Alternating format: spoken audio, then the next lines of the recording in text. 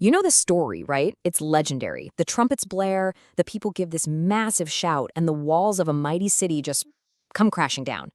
But what if the story of Joshua at Jericho isn't just a simple tale of faith? What if it's actually a gateway to understanding how we wrestle with ancient history itself? Today, we're going to use this famous battle to explore the really fascinating and often conflicting relationship between ancient texts, modern archaeology, and some seriously tough moral questions. Okay, so here's our roadmap.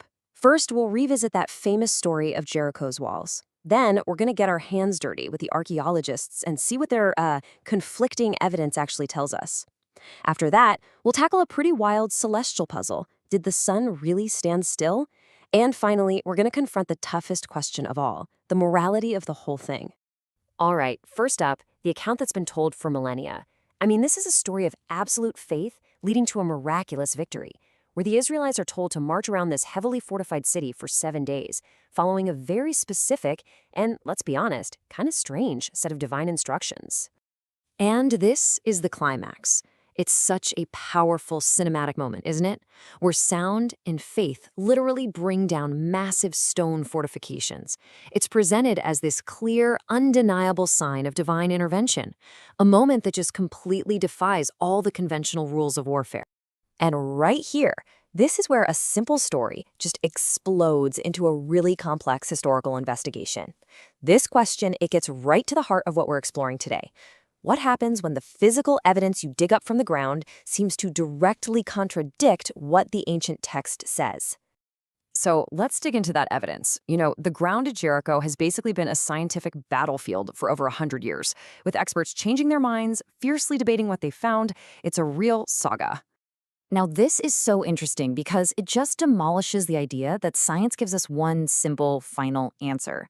Think about it. In the 30s, an archaeologist says, "I've proven the Bible." Then by the 60s, the world's leading expert says, "Nope, I've disproven it." And then in the 90s, another scholar comes along and basically accuses her of cooking the books. It's a total roller coaster. So here's the core of the fight. Dame Kenyon, she concluded the walls that were found were from a much, much earlier period. But then, decades later, Bryant Wood re-examines her notes and argues she had a fudge factor. He claims she ignored key evidence, like very specific pottery styles and stuff found in nearby cemeteries, that pointed to a later date, all because it didn't fit her theory. So what's the big takeaway from all this? Well, it's that we have to be incredibly careful.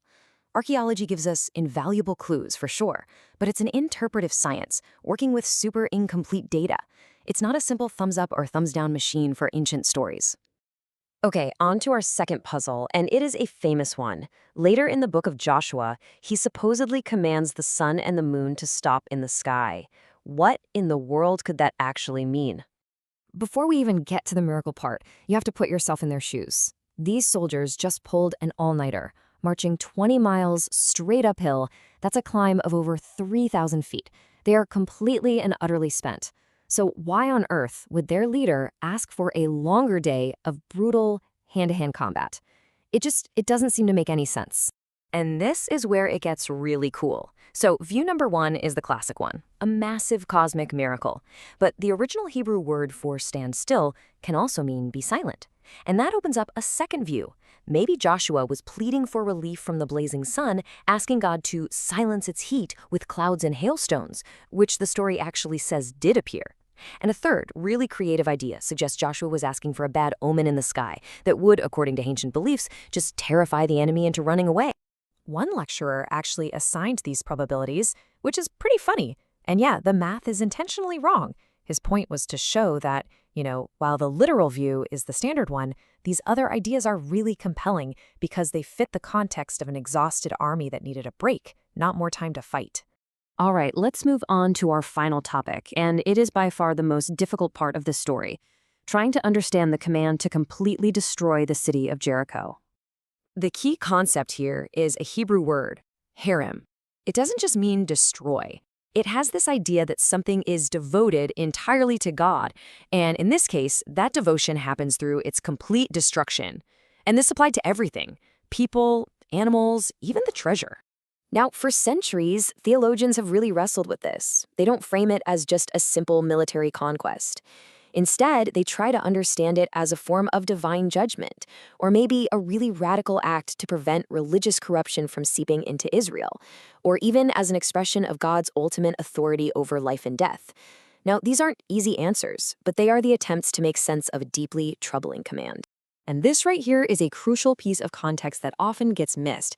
Despite its absolutely brutal reputation, this practice of harem was not the standard operating procedure for the Israelite army. The text only commands it in a handful of very specific cases. This suggests that even back then, it was seen as an extreme, exceptional act, not just a general license for total war. Which, of course, leaves us right here. This is the question that really sits at the heart of the entire debate, and it forces every single reader to grapple with this vast cultural and ethical gulf between their world and ours. So, after all this, what have we learned? It's that engaging with a story like Jericho means you have to embrace its complexity. It's not about finding simple proofs or disproofs. It's about digging into the debates, weighing the different kinds of evidence, and understanding that history is this living, breathing process of interpretation. And that's the real puzzle, isn't it?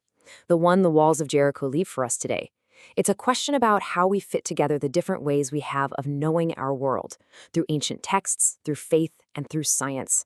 And frankly, that is a question that's much, much bigger than any one ancient city.